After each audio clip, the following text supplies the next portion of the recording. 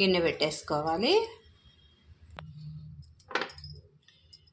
1 spoon కూడా oil వేసుకోవాలండి. Oil చాలా తక్కువగానే పట్టిద్ది.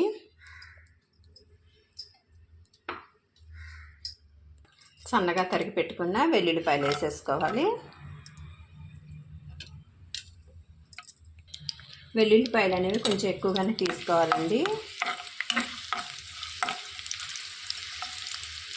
వెల్లుల్లిపాయలు ఆరోగ్యానికి చాలా మంచిది కాబట్టి ఎంత వాడితే అంత మంచిదండి.